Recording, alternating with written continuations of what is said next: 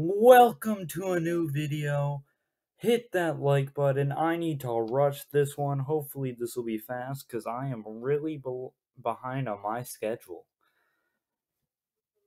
In this week's episode, I personally really liked it. We're going to mainly talk about Ahsoka for once.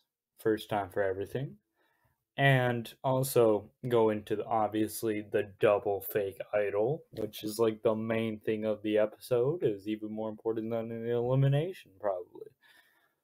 So let's just get into it, going over the brief tribe overview here. We have Tika, where nothing happens for Tika this episode. The biggest thing is like Sarah trying to scramble, which, you see that after every boot episode. And then originally at Ratu, until I rewatched the episode, I forgot anything important happened. Until obviously, Jamie finds the fake idol, and Matthew finds the real one. And I love this because I hate Jamie for some reason, even though she seems like a nice person in real life. I don't know, ever since Shot in the Dark, I've never looked at her the same.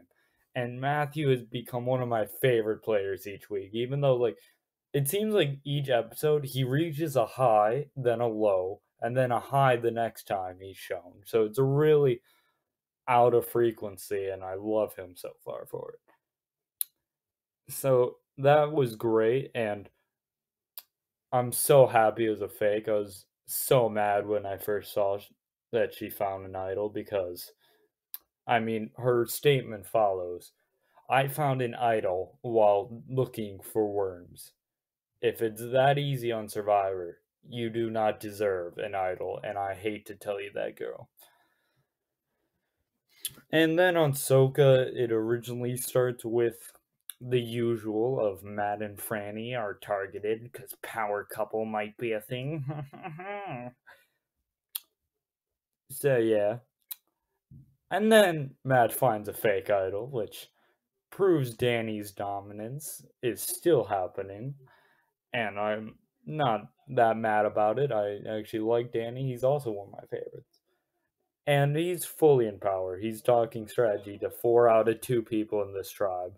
Besides Danny's dominance, there's also just Matt, who's still failing more and more each week, and it's hilarious.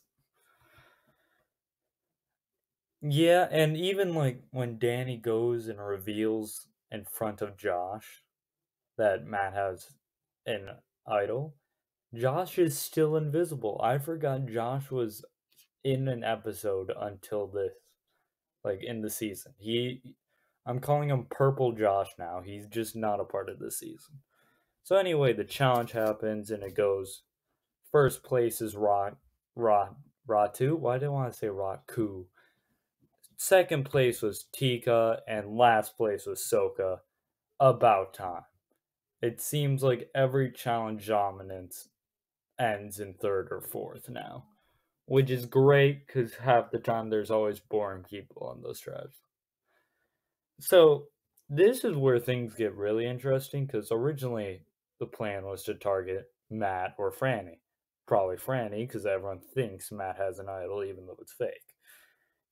And then instead, you start seeing Danny's game crumble from the high horse he was on when Franny, or no, when they try, not Franny, when Danny and Josh say, we have to get out Claire because she's the challenge queen, and by that I mean she sits on the bench. Every challenge, she's never played an immunity yet. And the most interesting thing is, Franny originally agrees, but then later in confessional says, wait, I'm at the bottom then. I don't want that. So then goes over to Claire, tells Claire what Josh and Danny were planning. And now Claire's after them with Franny and Matt, even though Matt doesn't matter because he lost his vote in episode 1. So now you got really interesting I forgot the word, dang it. Dynamic, there it is. Where Heidi is now in the middle, even though she was in this episode the least until this moment, even on the bench with Claire originally. And originally, when I first saw this, I went like, "Oh, Claire has a chance. She hangs out with Heidi all the time in almost every scene with the two of them in it." But then it's revealed that Heidi is number one with Danny. So right when I thought Danny's game was starting to crumble, even though he wasn't being targeted, because they're going after Josh, because even they don't see Josh on the show, which is funny to think about. He's getting purple edited and hidden on the island itself. So Heidi's leaning closer to Danny, which is interesting. And going into Tribe, it could be either one is the most interesting part. And I'm obviously leaning towards Claire because I already got that going for that bench warmer queen status thumbnail, and because obviously she's been shown more, I'm not gonna put my faith in a purple edited Josh. So this, I was really going for Claire, preparing my thumbnail in my head, and then she goes home. And kind of anticlimactic as a whole thinking about it. And the interesting thing is with like the credits and stuff, I'm pretty sure Josh could just go home in the next episode and no one would care. So thinking about it, even though this was a good episode overall, the ending is kind of meh. It's Claire was definitely a better boot than like Helen and the first girl who I'm blank, Maddie, I think. But like overall thinking about it, this, even though I love this episode and this closing and like all the talk between who's Heidi gonna go with and almost Danny losing everything in the game with one vote. Like imagine from Danny's position, he's in the most powerful spot and he loses to Franny, a girl at the bottom who's his biggest threat from the bottom. Claire, a person who never has played or won a challenge, and Matt, a guy who's falling backwards into this game. Like, the embarrassment of losing to that would have been amazing to see, but it didn't happen. And then obviously the two fake idols are the best part of the episode. Like, I loved it so much. It fits Matt's storyline perfectly for him to find it.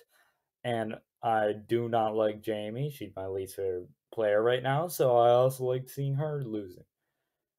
And it doesn't help that the people who had idols are like my favorite. So overall, though, I would say this is probably the best episode I would say of 44 so far, and I can't wait for the next one.